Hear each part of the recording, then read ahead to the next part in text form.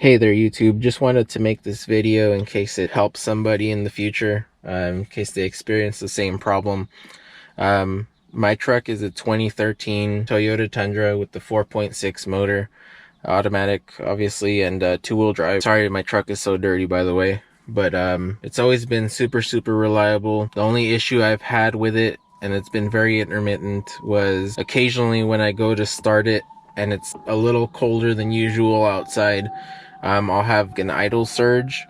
So when I start it, it'll rev up and drop back down to close to idle. On those days, after it drops back down, it'll rev up again and then drop back down. And it only does it once. The truck's always driven fine. I assumed maybe it was some sort of like tuning problem or something with cold weather, which is what I've seen. So I just kind of disregarded it and I've been living with it. Just yesterday, however, when I went to start the truck and it was warm, it was like an 80-degree day, I started the truck and it did the surging thing again. After the initial rev up and the RPMs come back down, it revved up and the RPMs came back down an additional 3 more times. Again, I disregarded it and thought it was a glitch because it's been fine in the past. The truck's never had any drivability issues. So I just went about my day. I needed to get where I was going. As I was driving down the road, however, I was turning a corner and all of a sudden my pedal felt like it just went squishy, like my truck was firing on 4 of 8 cylinders. Like it would go, but it just didn't have power or anywhere near what it usually has. But I wasn't in a place where I could get out of traffic, so I kept driving. 2 minutes later, my pedal just went completely dead. I would hit the gas pedal and it was just unresponsive. My truck was idling, but that was funky too as well. It was around 500 RPM. Shut the truck off for a minute or two and I went to restart it and my pedal was working again.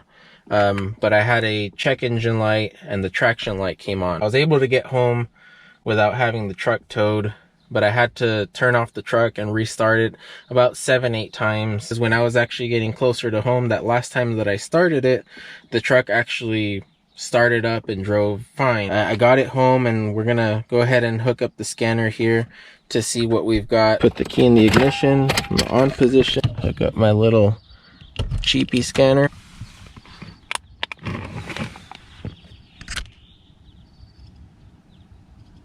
And I've got one code.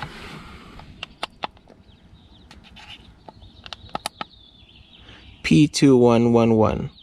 So that code, if you look it up, in addition, I also have the, it's not on there, but the track light is on as well. Essentially, my truck went into limp mode. Code P2111 states that the throttle body was not able to fully close. Because of that, the ECU cuts power to the motor so that you're not going to have an accident or something like that. Researching it just a little bit further, it looks like my throttle body might just be caked with carbon to the point that it's not closing fully. So we're going to go ahead and take a look at that.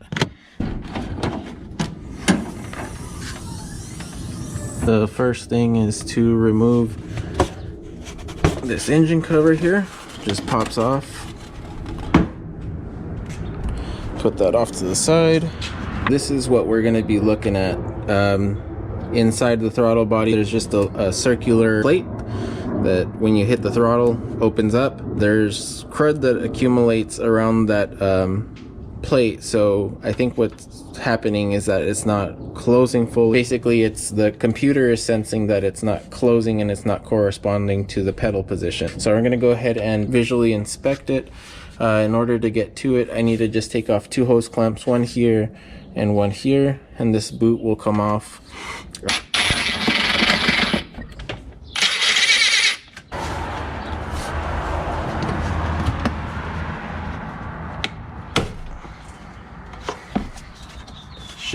There are some wires or vacuum lines connected to the airbox, so just go ahead and set it off to the side. On the inside there, you can very clearly see there's a bunch of caking. I'm gonna go ahead and actually remove it because I want to clean both the inside and the outside. To do so, pretty simple. just remove this electrical connector, just squeeze and pull, and then there's 4 10mm bolts. Those are the ones on the other side. Go ahead and remove the electrical connector.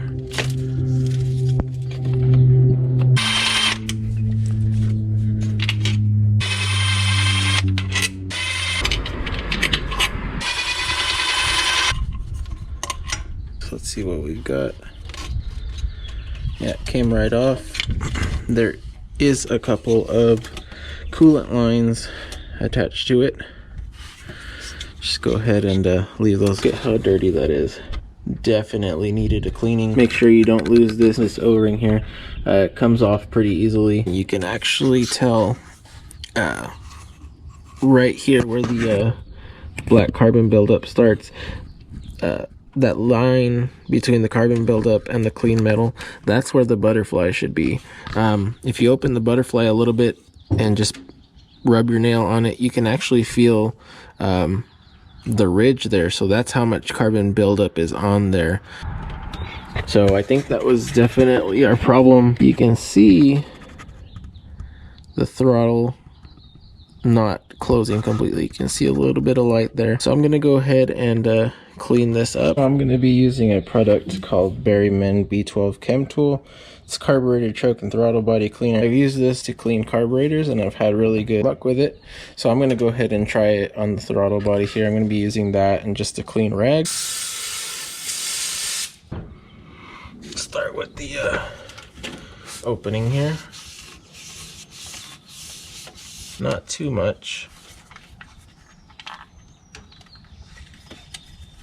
You can feel that ridge right there where all the carbon buildup is. I'm gonna go ahead and finish cleaning this up, as well as the butterfly on the front and back there, and I'll show you guys the finished product. One dirty rag later and a little bit of elbow grease is what I ended up with.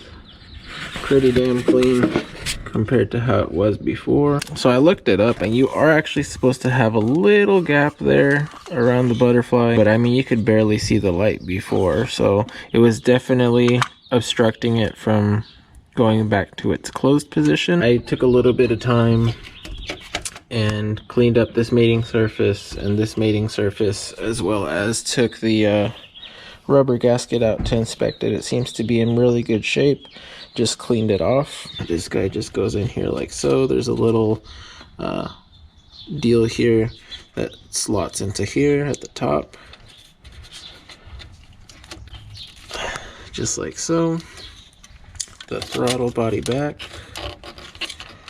Be mindful of the coolant hoses.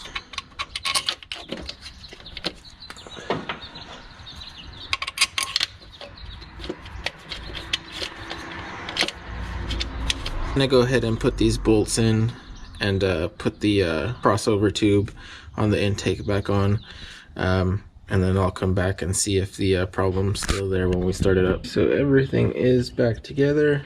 4 bolts on the throttle body are secure, and remember to put the gasket back. 2 band clamps for the crossover tube on the intake are on. Just gotta put the electrical connector back.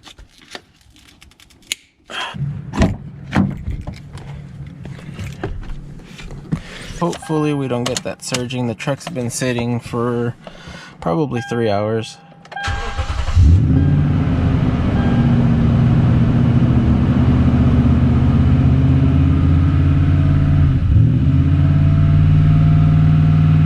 I did get that one weird throttle surge. I didn't expect it, but the check engine light is gone and the track light is gone, so that's a good sign.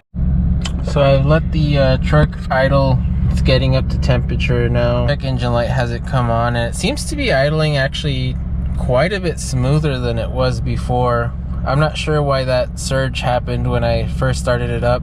Maybe it's just a memory thing with the ECU. I'm gonna go ahead and drive it for a while and see if I have any issues with the accelerator pedal going dead, but hopefully that was it. Pretty sure the ECU needs to relearn the new throttle position, because all that carbon buildup was definitely causing the throttle plate to stay a little bit further open than it usually is.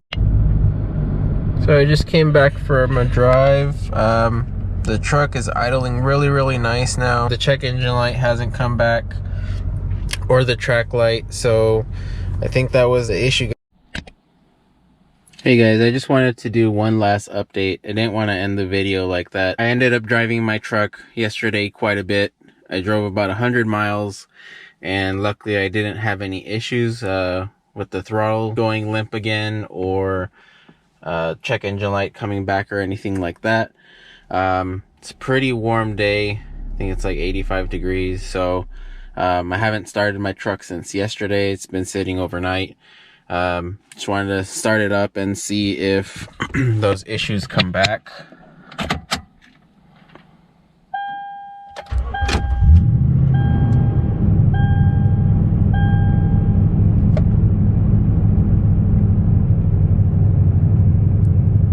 Way smoother now. So I think that did do the trick. Don't ignore your throttle body, give it a clean. Took me about 15-20 minutes. That was kind of taking my time. On a side note, on top of it idling better, it seems like the truck actually has a lot better throttle response. I have 35s on my truck and a 6-inch lift, so some of the highways here in Texas are pretty hilly. I would have to stab the throttle a couple times before to get it to kind of downshift and go, where now I would put my foot in it just a little bit and it would immediately downshift and go. So it definitely brought to light a lot of drivability issues that I wasn't aware of in the past, and overall it's just a better driving truck. I can see how even if you weren't experiencing problems like this would definitely benefit you, especially if it's a vehicle you drive every day. So don't ignore it until it leaves you stranded. Take care of your throttle body.